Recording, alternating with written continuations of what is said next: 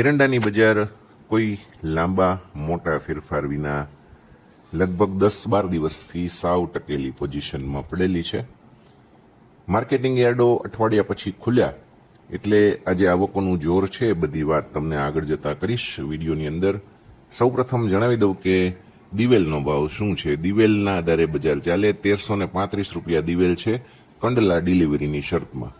અને કામકાજો નિકાસ માટે ધીમા ધીમા થાય છે, કારણ કે મધ્ય પૂર્વની જે કટોકટી છે એના હિસાબે અત્યારે શિપિંગના ભાડા વધી ગયા છે. પણ અત્યારે દિવેલ કે એરંડા ટકેલા હોય તો એ માત્ર થોડા ઘણા ટેકાને લીધે છે. એ ટેકો છે એ ક્રૂડ તેલનો છે. ક્રૂડ તેલના ભાવ $100 ઉપર જ ચાલે છે, 110 સુધી છે. અને સાથે સાથે પામ તેલમાં તેજી છે. આ બે કારણથી દિવેલને ટેકો છે અને એરંડાને ટેકો છે. બાકી અત્યારે આવકનો સમય છે. આવકો ચોક્કસ વધવાની છે. જ્યારે યાર્ડ પૂર્ણ રીતે ખુલશે ત્યારે આવકો વધશે, એટલે હાલના મથાળેથી થોડુંક દબાણ ભાવ ઉપર આવશે. પણ લાંબા ગાળે જો યુદ્ધ અટકી જાય, નિકાસ આપણી ચાલુ થાય તો સારા કામકાજ થઈ શકે અને ભાવમાં પણ સુધારો આગળ જતા થઈ શકે. હાલ પણ બજાર સારી જ ગણાય. ઘણા બધા ખેડૂત મિત્રોની એવી કોમેન્ટ આવે છે કે 1300 રૂપિયામાં અમને વાંધો નથી, પણ ભાવ વધુ મળે તો ઘણી સારી વાત ગણાશે.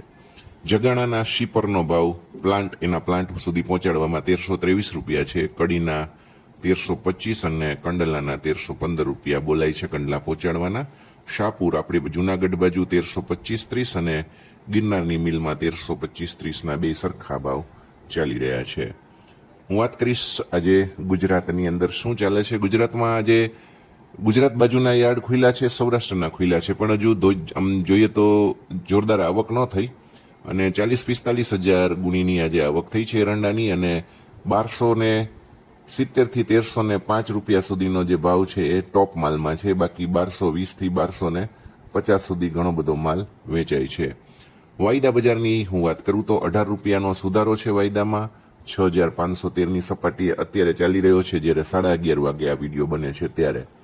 વાયદાની વાત કરું તો ટેકારૂપ સપાટી 6200 છે. આ સપાટી તૂટે નહીં ત્યાં સુધી નવી મંદી ન આવે, અને 6800 વટાવે નહીં ત્યાં સુધી તેજી નવી ન થાય. એટલે આ બાબત તમે ખાસ જોજો.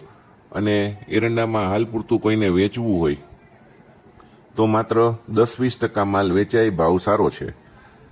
1350 થાય જો ગઈ સિઝનનો જે ભાવ હતો એ વધુ સારું ગણાશે, પણ અત્યારે ખોટું નથી. આગળ જતા જે થાય આપણે સાથે છીએ, જોતા રહેશું.